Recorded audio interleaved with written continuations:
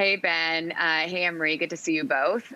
We were talking yesterday about how many elementary schools and daycares in Quebec, outside of Montreal, kids were back in class. And so we wanted to take a look today and to see how it went.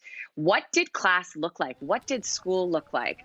Well, students were met by staff wearing masks, some wearing face shields as well. That was their prerogative.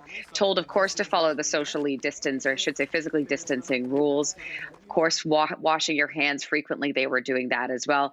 Children spent most of their days at their desks, and in some of the schools, they'd actually like taped on the ground their personal space. The desks were clearly far apart.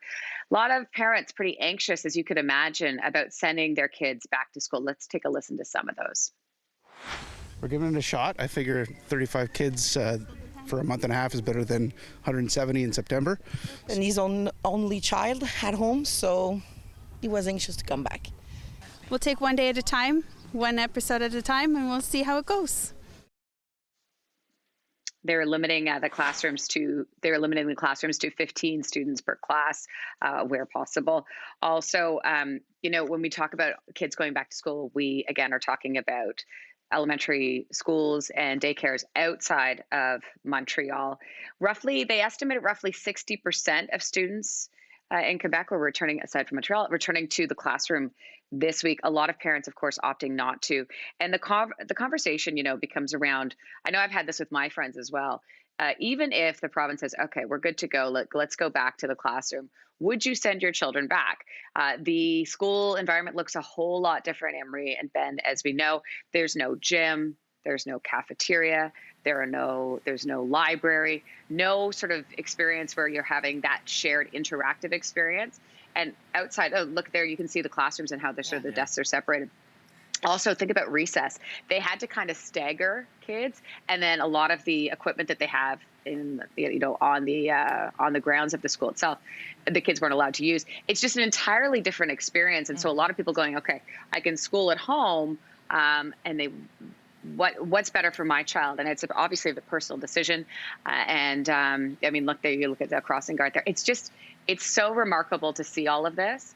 And we're all just sort of navigating and figuring it out as we go.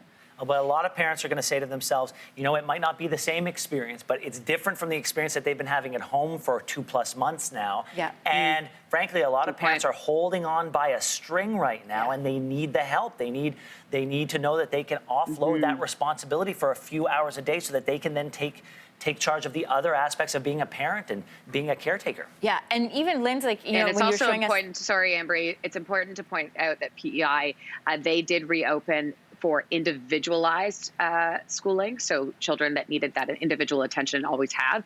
They opened sort of. So Quebec was open sort of. They have more of a cross section of students, where PEI was very specific.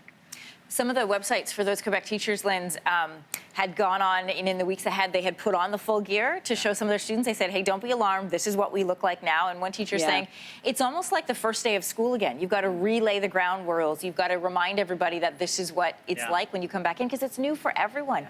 And I just keep thinking about teachers who are trying to help students who are used to being able to stand at their desk and stand over them and point, and you have to help from afar. You don't have the same access. Thanks for watching. If you like this, be sure to subscribe here. And you can check out more Your Morning videos right here.